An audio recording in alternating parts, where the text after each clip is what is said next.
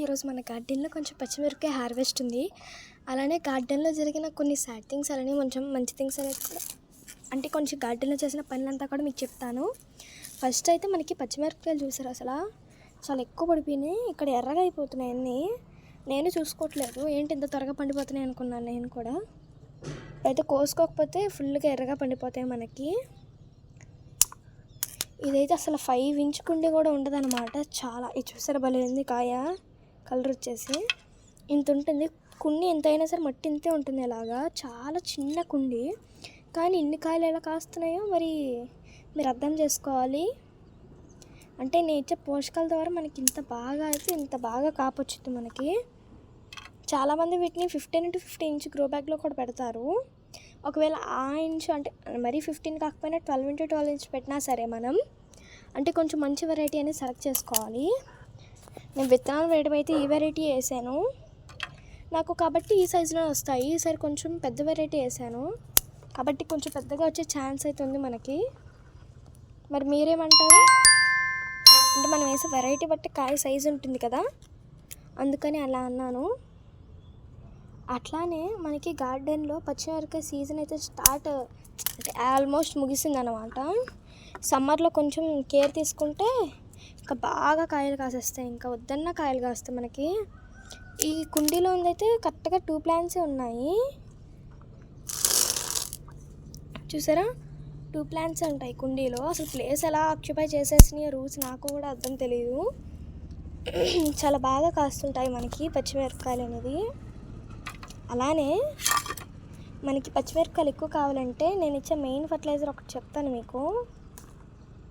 అదే అన్నమాట మన పుల్లటి మజ్జిగ ఉంటుంది కదండి, అది స్ప్రే చేసుకుంటాను ఎక్కువ పూత రాలుతుంటే. కాబట్టి పూత రాలే ప్రాబ్లం అంత ఉండదు నాకు. మ్యాక్సిమం అసలు ఉండదు, మ్యాక్సిమం కూడా కాదు అస్సలు ఉండదు. అంతగా ఉండిందంటే 2 పూలు రాలుతాయేమో మహా అయితే, అంతే. ఎప్పటికెప్పుడు కోసేస్తున్నాం కాబట్టి ఇంకా కొంచెం తగ్గింది. కానీ ఎప్పటికెప్పుడు ఎంచుకున్నా సరే కొంచెం ఎక్కువగా వచ్చేది కాపు. చూసారా పూత ఎలా ఉంది వెనకాల. అలా పూత ప్రతిదీ ఇది మనం మళ్ళీ సీడ్స్కి వేసుకోవచ్చు. ఇవి చాలా ఘాటు ఎక్కువ ఉంటున్నాయి అన్నమాట. అందుకే కూర కొంచెం తక్కువ వేసినా సరే ఘాటు ఎక్కువ ఉంటున్నాయి అంటున్నారు మమ్మీ. సో వెరైటీ ఒకసారి చూసుకోండి. అంటే మంచి వెరైటీ బట్టి మంచి బాగుంటుంది కదా మనకి కాపు అంతా కూడాను. గుత్తులు వెరైటీ కొన్ని ఉంటాయి, పెద్ద సైజులో వచ్చి తక్కువ కాపు వచ్చి ఇంకొన్ని. అలాగా మనకి డిఫరెంట్ టైప్స్ ఆఫ్ వెరైటీస్ ఉంటాయి అన్నమాట కాయగూరల్లో. అలానే పచ్చిమిరపకాయలు అసలు చెప్పలేనన్ని వెరైటీస్ ఉన్నాయండి మనకి. చిన్న పచ్చిమిరపకాయని, పెద్ద పచ్చిమిరపకాయని, లావుగాని చాలా ఉంటాయి. ఇప్పుడే మార్నింగ్ వచ్చి కొన్ని టమాటోస్ కూడా కోసేసాను, లేదంటే టమాటోస్ వీడియో కూడా పెట్టేదాన్ని మీకు. జస్ట్ పచ్చిమిరపకాయ వీడియో అనమాట అంతే. అంటే మీకు తెలియదు కదా మన గార్డెన్లో పచ్చిమిరపకాయలు బాగా కాస్తున్నాయి. 10 పైనే ఉంటాయండి. మీకు అసలు అప్పటికీ చూపిస్తాను ఇంకెన్నో మిగిలిపోయినాయో. కట్ చేయడం అంటే చాలా టైం పడుతుంది. ఇలా కోసేద్దామంటే మనకైతే తెగిపోతున్నాయి అన్నమాట పైన చిగుర్లు కూడాను. ఇంతకుముందు చాలా వరకు అలానే తెగిపోయినాయి చిగుర్లు. కాబట్టి చాలా కేరింగ్తో కొయ్యాలి కోసేటప్పుడు కూడా.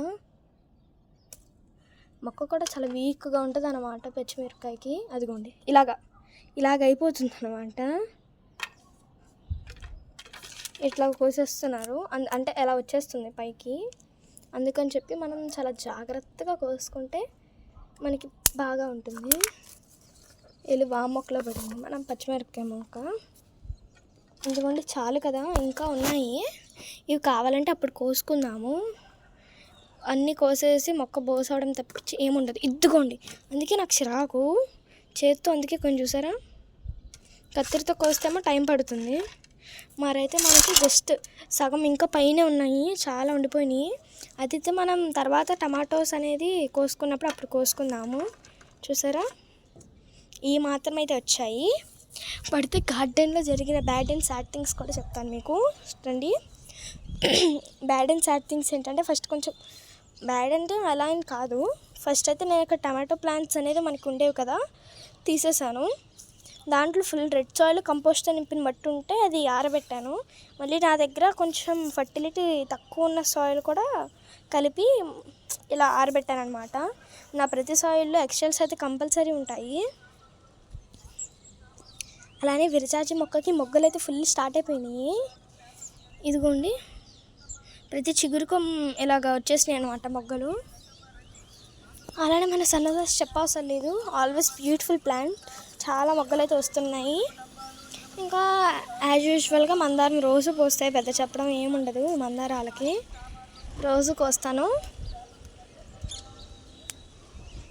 ఆకాశానికి వెళ్ళిపోతుంది అనమాట మొక్క. అలానే చాలా మోస్ట్ సాడ్ థింగ్ ఒకటి చెప్తాను గార్డెన్లో. మోస్ట్ సాడ్ థింగ్ ఏంటంటే మన గార్డెన్లో ఇక్కడ బోసుగా ఉంది చూసారా. ఈ మధ్యలో వీడియో కూడా పెట్టాను, గుత్తులుగా పూలు అంటే మనకి పైన ఉన్నాయి కదా, అలానే ఇక్కడ ఒక కొమ్ము ఉండేది. ఈ మాత్రం వరకు ఇక్కడ వరకు ఒక కొమ్ము ఉండేది, మనకి గుర్తుందా? అంటే మొన్న వీడియో కూడా చేశాను అన్నమాట, చక్కగా ఎలా పూయాలి గుత్తులుగా పూలు అని చెప్పి.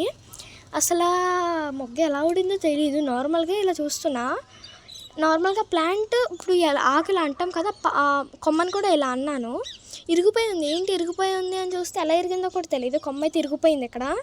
అదైతే కొంచెం అలా మేనేజ్ చేశాను నేల మీద అవన్నీ పెట్టి. అదైతే కొమ్మ బతకలేదండి. చాలా అంటే చాలా బాధగా ఉంది. అంత గుత్తులుగా పూసే కొమ్మది కొంచెం బ్యాడ్గా అనిపించింది. ఇక్కడైతే మనం కాకరపాదు పెట్టలేదు, అంటే మనం అక్కడ ట్రైల్లో వేసుకున్నాము. చిన్న సైజ్ గ్రో బ్యాగ్లో కాయవు ఉంటున్నారు కదా, అందుకని చెప్పి చాలా చిన్న దాంట్లో పెట్టాను. 8 ఇంచ్ ఉంటుంది, దాంట్లో పెట్టాను అన్నమాట. ఇంకా మంచి హ్యాపీ థింగ్ ఒకటి చెప్తాను ఇప్పుడు.